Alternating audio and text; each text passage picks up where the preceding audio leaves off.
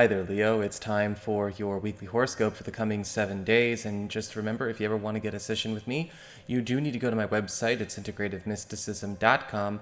Or, of course, you may also just simply go on ahead and follow those links below. You just have to open the down bar beneath this video. I also want to remind everybody, if you missed the manifestation webinar that I did recently, you can actually still purchase the replay at my website, integrativemysticism.com. It's all about how to amplify and enhance your manifestation capabilities, and it's over 2 hours of content, so if you're interested in checking that out, please do. Again, links below. So what is happening when it comes to your week? Well, this week is completely overlit by the Justice card upright. So this is the archetypal theme going on behind all circumstances, all stories, all happenings, all engagements. And when I'm looking at this card, I'm immediately drawn to the shroud that she is throwing back from behind herself. And I am brought to think about what, the old axiom, there's this person's truth, and the truth. And this is the week where we're going to be seeing the truth sort of superseding your personal truth and the personal truths of other people. And it's not in judgment. It is what it is. The Justice card upright is divine neutrality. The focus is on what is whole and true. And when we have the Justice card upright, we do see a restoration of balance and a restoration of truth, especially in stories, projects, happenings, and situations that maybe have been steered by emotional charges, steered too much in the direction of personal journeys and things like that, and not necessarily focusing on the highest truth that is the ultimate truth. Now, when we talk about this, the shroud being cast aside, which is what I keep seeing this Justice card lady doing, is the release of the veils, the release of what is being kept in secret, truths that are being covered up, muted, or even fashioned to appeal to a certain person, a certain situation, a certain family, a certain group, a certain market, a certain job. Because sometimes the truth itself can be distorted to appear a certain way in order to serve a particular initiative or entity or intention. And that is not applicable anymore. That doesn't work anymore. So this is a week where a lot of you Leo people are going to be getting very, very clear, especially when it comes to situations that seem almost too mysterious or distorted, or it looks as though people are, or maybe even not intentionally, but sometimes people or circumstances have a tendency to amplify or accentuate only certain portions of a truth, but not the whole truth, thus distorting it. And there is an opportunity to bring everything back to the same playing field, again, a place of balance, a complete understanding of what is the whole objective truth in all undertakings and all relationships and connections that we have. But remember that this is done without judgment, it's done without preference, bias, or righteousness. This is an indifferent truth that is coming through. So when you are dealing with people, remember there's one person's truth, another person's truth, and the truth. And this week, that example is going to be playing out in all areas of your life over and over again, but the truth will also be getting revealed. It's not like we have to sort it out.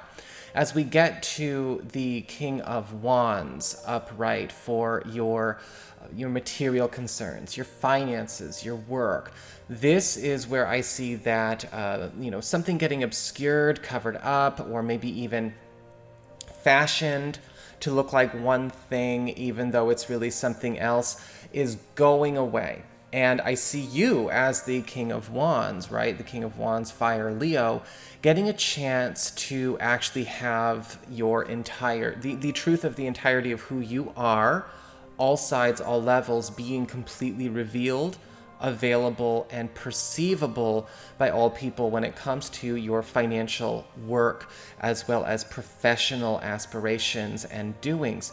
And with the King of Wands also comes the promise of prominence of you, that information, that presence. So we have you becoming more popular, you're getting more magnetized. If you feel like you've been kind of blocked out of your own time in the sun, if you feel like you've been mischaracterized, or that maybe let's say a mischaracterization, misperception, or maybe even a misidentification has been costly in this area, or we've been obscured, we've not been able to have our chance to be seen.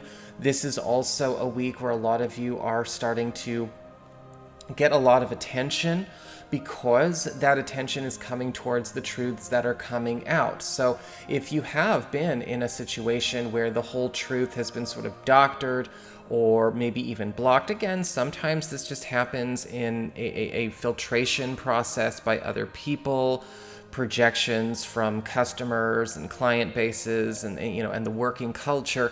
We have you finally stepping into a space where your whole self is laid to bare. But with the King of Wands, that also attracts us a ton of attention, a ton of interested eyes, ears, and beings that want to actually support us and lift us up. This could be, of course, leading us to new financial and abundance opportunities. This could be leading us to opportunities to increase our upward mobility and propel us along our journey as well.